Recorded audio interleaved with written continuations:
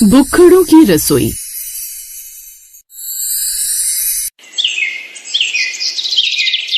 अरे बहू, जल्दी खाना बना, सोच क्या रही है?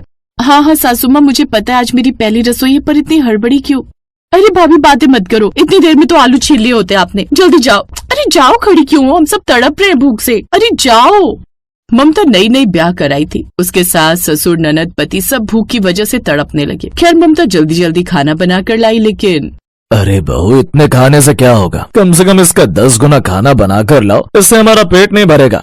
अरे सोच क्या रही हो ममता, जल्दी जाओ, तब तक हम ये खा रहे हैं।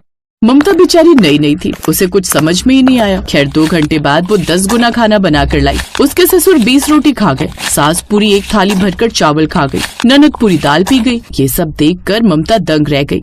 मेरे ससुराल वाले तो 1 नंबर के भुक्खड़ हैं, इतना ज्यादा खाना तो मेरी गैया भी नहीं खाती थी। सारे लोग अपने अपने कमरे में सोने चले गए। आज विक्रम और ममता की सुहागरात थी।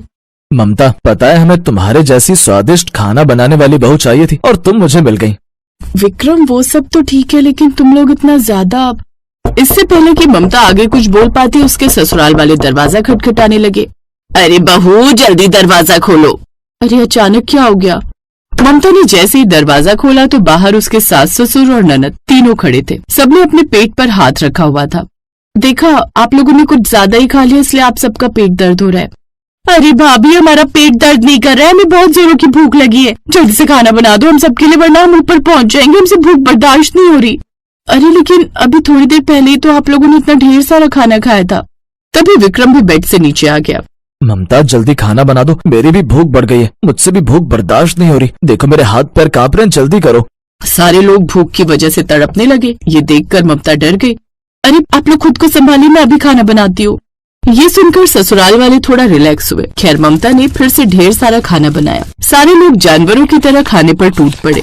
बहू, तुम तो बहुत जल्दी खाना बना लेती हो, अब लगता है हम लोग भूख से मरेंगे नहीं। चलो सो जाओ सब लोग। अगली सुबह 6 बजे ही एक बार फिर से सारे लोग दरवाजा खटखटाने लगे। फिर से ममता को ढेर सारा खाना बनाना पड़ा। सुबह सुबह तो उसका ससुर 50 रोटी खा गया, उसकी ननद भी 20 रोटी खा गई, सास 2 थाली चावल खा गई, उसका पति भी 10 रोटी और 5 थाली चावल खा गया। ये सब देखकर ममता की आंखें बाहर आ गई, इसलिए वो परेशान होकर गाँव में घूमने लगी। उसने देखा हर घर के बाहर रसोई घर बने हुए थे, जिसमें गाँव की हर बहू खाना बनाने में लगी थी। ममता तुरंत किसी बहू के पास पहुँची।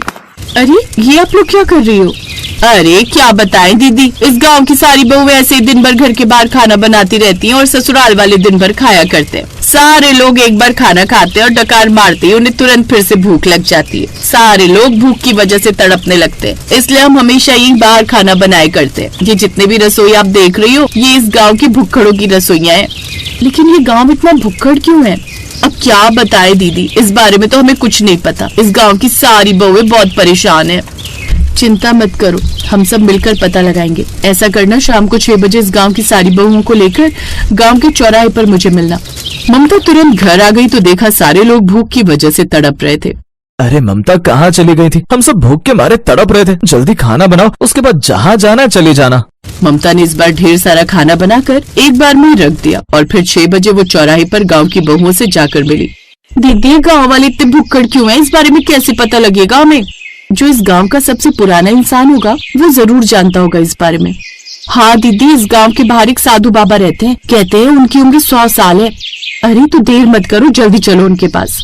ममता गांव की सभी बहुओं के साथ उन्हीं बाबा के पास चली गई और उन्हें सारी बात बता दी। देखो बहू, मैंने तो तुम्हारे गांव में जाना ही बंद कर दिया है, क्योंकि तुम्हारे गांव वाले 1 नंबर के घमंडी हैं। ये जो गांव वालों की हालत हुई है ना, ये सब एक श्राप की वजह से हुई है। कैसा श्राप बाबा जी? कई साल पहले तुम्हारे गांव में कुछ भिखारी आए थे, बेचारे भूख से तड़प रहे थे। लेकिन तुम लोगों के पास भीख मांगने के अलावा कोई दूसरा काम नहीं है क्या? साहब, मेरा बच्चा बहुत बीमार है, अगर इसने खाना नहीं खाया तो मर जाएगा बेचारा। उस बच्चे पर भी तुम्हारे गांव वालों को तरस नहीं आया। थोड़ी ही देर में उस भिखारी का बच्चा मर गया, इसीलिए तुम्हारे जैसे पत्थर दिल गांव वाले मैंने आज तक नहीं देखे। तुम लोगों की वजह से आज मेरा बच्चा इस दुनिया में नहीं रहा। मैं तुम सबको श्राप देती हूँ कि आज के बाद तुम सब भी भूख की वजह से इतना तड़पोगे कि तुम लोगों की जान तक निकलने लगेगी। तब तुम लोगों को भूख की असली कीमत समझ आएगी। हम श्राप राप में भरोसा नहीं करते। चलो निकलो, अपने बच्चे का अंतिम संस्कार करो जाकर। और उसके अगले दिन से ही पूरे गांव वालों के अंदर भूख इतनी ज्यादा बढ़ गई कि वो चाहे जितना खाएं लेकिन डकार आते ही उन्हें दोबारा भूख लगने लगती है। सारे लोग भूख की वजह से तड़पने लगते हैं। खैर ममता उन बहुओं के साथ वापस आने लगी, तभी उन्हें रास्ते में एक झोपड़ी दिखाई दी जिस पर एक बोर्ड लगा था और उस पर लिखा था भुक्खड़ों की रसोई। भुक्खड़ों की रसोई, चलो चलकर देखते हैं। जब सारी बहुएं उस झोपड़ी में गई तो वहाँ एक बुजुर्ग इंसान बैठा हुआ था। बाबा, आपने अपनी रसोई का नाम भुक्खड़ों की रसोई क्यों रखा है? बच्चों, बरसों पहले हमारे गांव में भुखमरी फैल गई थी। मुझे आयुर्वेद का बहुत ज्ञान है। मैंने जंगलों में रहकर बहुत तपस्या की, बहुत खोजबीन की। फिर मैंने खास तरह की जड़ी बूटी से एक ऐसा खाना बनाया जिसे खाने के बाद लोगों की भूख ही मर जाती है। अगर यकीन ना हो तो खाकर देख लो। ममता और बाकी बहुओं ने भुक्कड़ों की रसोई का खाना खाया। शाम को जब वो अपने अपने घर पहुंची तो उन्होंने फिर से अपने अपने ससुराल वालों के लिए खाना बनाया। सबने तो खा लिया, लेकिन सारी बहुओं को भूखी लगनी बंद हो गई। इसलिए ममता ने पूरे गांव को इकट्ठा किया। गांव वालों, आज मैं आप सबको बाहर खाना खिलाने ले चलूंगी। थोड़ी ही देर में ममता सब गांव वालों को उन्हीं बाबा की भुक्खड़ों की रसोई में लेकर चली गई।